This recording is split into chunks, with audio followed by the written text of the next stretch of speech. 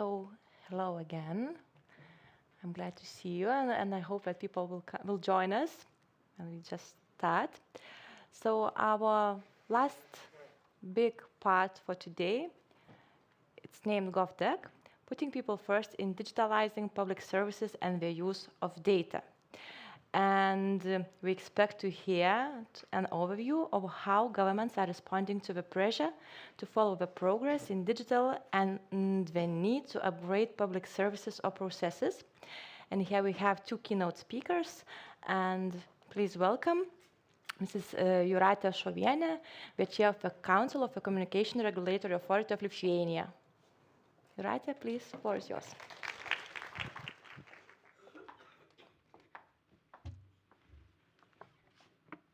Thank you, Rima. Good afternoon, ladies and gentlemen. Good afternoon, my dear colleagues. I am a digital immigrant. The digital world is not my native world. Sometimes I like it, sometimes I hate it. But I live with digital natives and digital refugees, and I think that I can be a bridge between them. Last year, on the occasion of Lithuania's centenary in the ITU, we initiated the project No One is Left Behind. The aim of the project is to reduce the digital divide among our elderly citizens. We left our comfortable office in Vilnius and started traveling around Lithuania. The first participants in our projects were the students of the Third Age University. With limited resources, we decided to use an already established network covering the whole Lithuania for elderly people. They are active and they are eager for knowledge. At our workshops, we aim to improve senior citizens' digital skills, make them aware of scammers, and teach them how to use electronic signatures and digital services. In the first half of the year, we organized digital workshops for nearly 1,000 elderly people. Several dozens of organizations have already joined the project: state agencies, businesses, municipalities. An important partner of this project is regional media. The project is also under the patronage of the President of Lithuania. And what have we learned during this half of the year so far? That such project challenges us, public authorities and businesses, but they help create sustainable partnerships, build trust in digital services. We learned that, and it was more or less discovery for us, that the project helps not only our seniors, but teaches us, the government officials, what it means put people first, not in declarations, but in real life. It helps us understand the needs and capabilities of our citizens and what works and what doesn't in our digital transformation efforts. We came out of our bureaucratic bubble and started to notice that our letters, our way of speaking, our digital services are incomprehensible and inaccessible to many users. Business services and devices are also usually designed for smart, healthy, and young, for people with good hearing and sight, excellent memory, and steady hands. Yesterday, representatives from EuroDIG, they were complaining that they are not heard, or not always heard, not taken into account, their opinion. And yes, that's partially true. Sometimes that's true. But at least, being so smart, they can hope that one day they will occupy the positions of deaf, not dead, but deaf politicians, bureaucrats, and change the world. And sure, they will. 1/5 of Lithuania's population is 65 years or older, making it one of the fastest aging societies. Similar situation is in the whole EU. And EU data shows that only 1 in 4 people aged 65 to 74 have basic digital skills. And digital literacy declines with age. So 3 out of 4 are digital refugees. They avoid digital tools, view them unsettling and scary. And in half a year, our team, my colleagues from Communications Regulatory Authority, with the help of our partners, has really done a lot. However, given that number of seniors and the level of digital literacy, it would take us 300 years at this pace. A cynic might argue that, 50 years of doing nothing will sort things out on their own, because after all, the generation of digital natives is growing. And indeed, today, about 90% of school-aged children in Lithuania have a smartphone. On average, their screen time is more than 6 hours.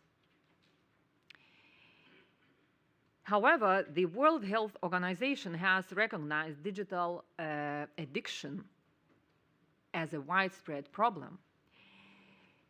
Smartphone abuse is most common among people under the age of 30, with as many as 40% of teenagers self-admitting that they have a smartphone addiction. 53% of Gen Z would rather live without a close friend than their cell phone. Lack of sleep, headaches, less concentration, creativity blocks, anxiety, stress, loneliness, insecurity, broken relationships, poor grades, these are the consequences of screen addiction. Last year, our hotline received 65% more reports of harmful content for minors online than in previous years. A teddy bear on the stage is part of our Safer Internet project. It will hurt your hands if you touch it. Lithuanian artist Jolita Vaitkutė made it from thousands of phone screen protectors. It carries the message that at first glance, pleasant and attractive things can hide dangers. Last year, we also started holding classes at our office and outside several times per month. Our experts have become storytellers, sharing stories about online safety with students at all ages. We try to find a common language with them and share our experiences. These lessons are very popular. Schools from various Lithuanian cities invite us to visit and talk to their children. We already count hundreds of school children who participated in these lessons in various Lithuanian cities. Is this enough to say that we are putting people first? No, I think that despite our initiative in Lithuania, internet safety is still left in the hands of enthusiastic teachers and non-government organizations. It seems that in other countries the situation is similar. Yesterday, again, it was mentioned that we Europeans are better at regulation rather than innovation. But it's better to be good at something, at least. It's good that in Europe we finally have adopted the Digital Services Act, the main objective of which is to create a safer internet environment for digital users and protect their fundamental rights in the digital space. But we need to do much more. We need to do much more to create awareness that digital skills are as essential today as literacy and numeracy. Leaving a child with a digital divide is the same as leaving a child in an unlocked house. So that it doesn't take 350 years for us to be able to say that we are putting people first. The questions of internet governance, digital literacy, safer internet should be on the policymakers' agenda, on a minister's agenda. Such projects as we have launched should become the project of every organization, of every business, and every family. It must become the project of the entire state. And I believe that we, digital immigrants, know how to lead by example and be a bridge between digital refugees and digital natives, putting people first in reality, not just in declarations, and reducing not only digital, but also generational gap. Thank you very much. Thank you, Jūratė. So you heard what means to put people first. You leave your comfortable office, your comfortable chair, you go and talk not to your computer, but to a very real person where you as well need to find a common language. Because that's the secret, not the secret, but a surprise as well, because even when you are talking with a person, you need to find a common language. But now I want to invite and welcome with honor Bernadette Louis, Secretary General of the Commonwealth Telecommunications Organization, our second keynote speaker. Bernadette, please, take your floor. Whoops.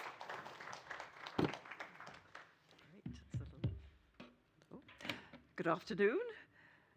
First of all, I would like to thank the organizers and the chair of the Council of the Regulatory Authority for inviting me to participate in EuroDIG in this intriguing city of Vilnius. Internet governance is very close to my heart. In my former position as the Secretary General of the Caribbean Telecommunications Union, we established the first Internet Governance Forum in the world. That was in 2005, the Caribbean IGF. And it was the first regional Internet Governance Forum to develop a policy framework which is consistently updated, and the policies are being implemented regularly. And the work of the Caribbean IGF has had a tremendous impact on the Caribbean. And so I am really, I have to agree with the words of the chair of the council that this EuroDIG can have a tremendous impact on this country and Europe as well. So I think she said EuroDIG can serve as a catalyst for collaboration, creativity, and collective action, and I absolutely endorse that. Now, a little bit of the organization, about the organization I work with at this time. I'm now at the Commonwealth Telecommunications Organization. This is the oldest Commonwealth intergovernmental institution dedicated to information and communication technologies. And in 2020, the CTO, as we are called, charted a new course to support members in accelerating digital transformation. And the CTO will be focusing on two areas: affordable, meaningful, universal broadband connectivity, and 21st century or digital government. So I'm very happy to speak on the subject GovTech, putting people first in digitalizing public services and the use of data. GovTech, or 21st century government, is the term I'll be using, employs an approach to public sector modernization that uses digital technology. And before I start speaking about GovTech, I want to step back a little and speak about the institution of government and its relationship with its citizens. A national government has a unique relationship with its citizens. It is the only institution with which a citizen must consistently interact and interface with through every phase of life. Every citizen has to be registered at birth. They have to be educated. They have to find employment or start a business. They have to pay taxes, get married, purchase land, receive health benefits, all of these things. Ultimately, at the end of his journey in this life, his departure from this life has to be registered.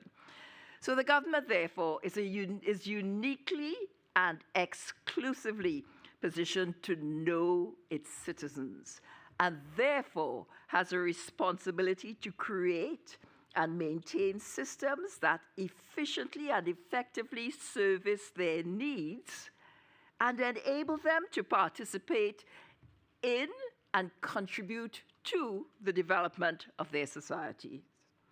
And I want to make 3 points. They may seem obvious, but they are not trivial and should not be taken for granted. And the first point, and I believe there's a need for a new social contract, one that puts the citizen at the center of the government's activities. We should be aiming for citizen-serving, not self-serving government. Governments must do what is right for all of their citizens, without discrimination, and not what is politically expedient or personally beneficial. We need visionary, servant leadership. We need leaders who genuinely care for their citizens, who inspire them to believe in and work together towards a digital future. And it's not possible to serve citizens without knowing them, without understanding their needs. It requires recognition of the local circumstances and customization of solutions to solve the problems that they face without harm to the environment, without harm to the culture or the people. A government cannot assume. And our first speaker said that very clearly. You assume that this is needed. You can't afford to do that if you're going to serve your citizens. But the government must engage with its citizens to know them, to ensure that the services that they provide is what the citizen needs. We have the technology to enable government to connect with every citizen and their communities and to know them and to understand their needs. So I go back, you cannot assume. The government must be able to understand and properly articulate the challenge. And sometimes articulating the challenge can be problematic, because if you don't articulate the challenge, you're going to come up with a solution that does not have the impact you would like to see. So we have to really define priorities. The government needs to define the priorities. What are the important things? And the objectives. They have to plan appropriate service programs that would enable the attainment of the goals that they specify.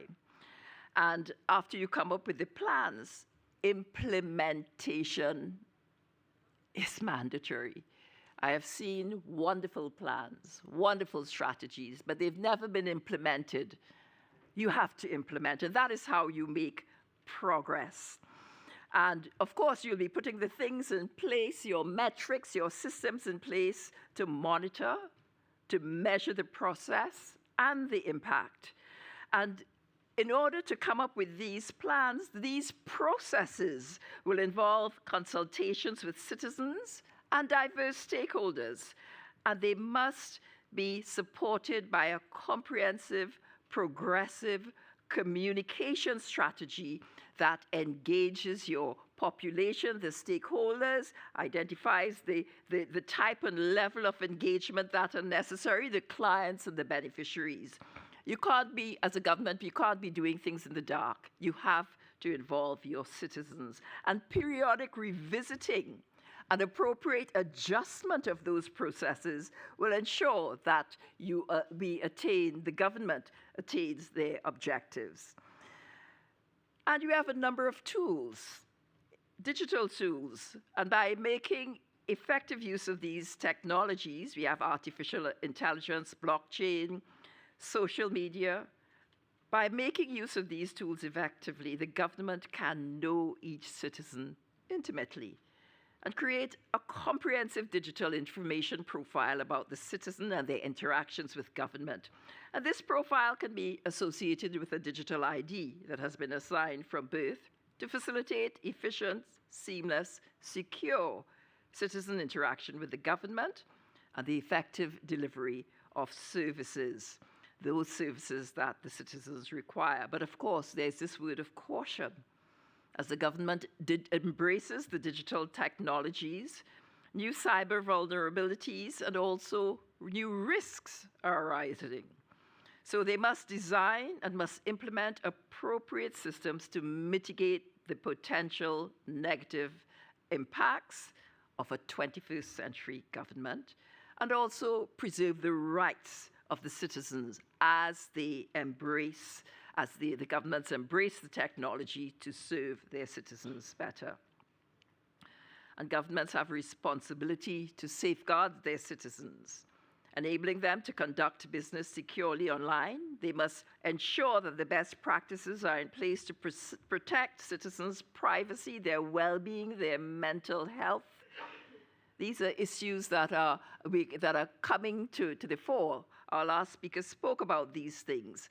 And also, these systems have to be put in place from the design phase. And it's not a one and done thing, but you have to have those processes in place that would monitor, discover, and address breaches in those security systems and address them expeditiously. And trust is a necessary aspect of the citizen's relationship with his government. Citizens must have confidence in their government. And yes, just a couple of days ago, I was reading an article in a magazine under the headline, "We deserve leaders we can trust." And it reported in a poll of their readers that 0.6% of women trusted their political parties. That's not good. That's certainly not good. But I think the tools are available for the government to really change that and build confidence of the citizenry in them. Now, the second point I want to make is there's this need for whole-of-government approaches. Historically, the knowledge systems governments employed are rooted in paper-optimized processes that support the operations of independent government ministries and agencies. And in some countries of the world, the law actually prohibits a ministry from sharing information they collect from the citizens with other government ministries, so that the citizen is required to provide his information to every ministry or agency with which he interacts over and over and over, notwithstanding the fact that information about the citizen may already exist elsewhere in the government, and often in the form of physical documents. And this imposes unnecessary burdens of inefficient, time-consuming, costly processing, duplicated storage, repetitive processes, security risks, and a lack of transparency in the delivery of government services to its citizens. A 21st century government will apply digital technologies to improve the delivery of services to citizens transparently, effectively, and efficiently. And the goal of building this 21st century government, which uses digital technology to engage its citizens and serve its citizens, is not straightforward. It's a complex undertaking. It requires investment in the technology and development of an infrastructure to create a seamless government where all of the government processes can be made available securely and seamlessly across all departments of government. And it doesn't happen by chance. Building this infrastructure doesn't happen at chance. It doesn't happen at once. It takes planning, and governments must adopt an iterative approach to developing the enterprise architecture for deploying government-wide interoperable frameworks and interconnecting all the platforms that may currently exist in silos. And when the governments are able to effectively begin delivering these services to their citizens, they should ensure that the technologies that and systems that they employ have the flexibility to be reinstated rapidly in case of a disaster, and that will enhance the government's continuity and resilience, particularly, as I said, in the time of natural disasters. And I want to mention, it may not be applicable here in Europe, but when you're talking about technology, you also need to speak of energy in some countries. The whole issue, technology needs the energy. And my training, the workforce, is important. Upskilling, automating routine business processes and developing the business processes that are needed, that requires skilled workforce. And the last point that I want to make about governments, it has to do with policy. And when you are dealing with serving the citizen, the policies must be evidence-based. As I said before, you cannot afford to assume. And if the challenge, as I said, is not properly articulated, the solution will not have the desired impact. And articulating the problem is not trivial. There has to be a deliberate system of evidence-based policies that direct the actions of the government to effectively deliver services to citizens. And those policies must consider such areas as the infrastructure development, affordability and accessibility, upskilling, as I mentioned, the workforce, digital literacy programs, content and local language support, public-private partnerships, and any policy development exercise, it must first start with public awareness and education, and must end with the implementation of the policies that you formulate. And there are many trends that are being employed that are transforming the public service. Digital capabilities must be foundational.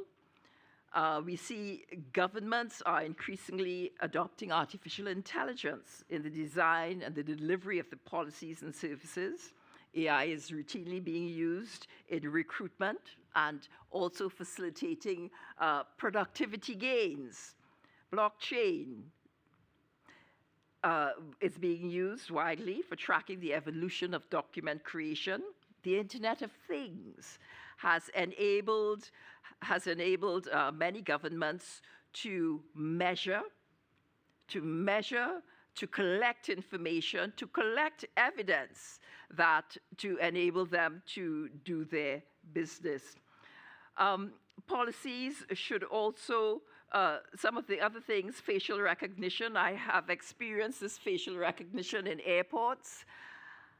I have to say I don't know, I still have mixed feelings. Yes, the process is much faster, but my question is, what are they doing with my information? Where is this going? Who's collecting it? These are things that concern me. Nobody asked me if they could use my image to verify my identity. Those are questions that have to be answered. The virtual reality, the metaverse is being used for supporting training. I know that Interpol uses the metaverse in a lot of their training for their officers. And at the end of the day, the government doesn't exist in isolation, as I said. They exist to serve their citizens. So the citizens, every citizen must be connected to the networks, and they must be able to use the tools, the resources of the technology, and there must be multiple channels so that if one channel doesn't work for me, we heard about it, I can't read my phone, maybe there's some other channel that would be suitable to me and give me the capacity to engage and have the services that I need. And finally, the last thing I want to talk a little bit about is the use of data and the importance of data. There are organizations and countries collecting information on ordinary people and making merchandise of it. And the information pertaining to citizens, it must be protected, it must be managed, and the integrity assured. And governments have large repositories of information. I encourage governments to open up their data. I think in the European Union, there are instruments, notably the Open Data Directive and the Data Governance Act, as well as national open data policies that integrates open data into the activities of all areas of public administration. And I think this is a very useful trend. I think Europe is doing very well. Other countries may not be doing that well. And finally, I just want to speak about the whole issue of privacy. Security, those security systems cannot be an afterthought. They have to be from the design stage. And it's not a permanent fix. It requires constant review, upgrade, and adjustment to ensure that our citizens' human rights are respected. And in closing, I want to say that the governments cannot do this alone. It's a collective responsibility. It requires collaboration. It requires cooperation, partnerships. Yesterday, we heard the Vice Minister speak with the partnerships with the private sector and the academia, the civil society organizations, the NGOs. They can also play a significant role. And use your local talent. Use your people. They best understand the culture, the challenges that they are experiencing. They're the ones, you can find the solution for yourselves. Look around and see what's happening out there, but ultimately there's no one who knows the challenges better than someone in your own country. So use local talent, help to development, help to the development. Help to develop them. That's a tongue twister. So with that, those are my remarks, and I thank you for your attention, and it's really been a privilege to be here. Thank you. Thank you, Bernadette. Thank you, Bernadette.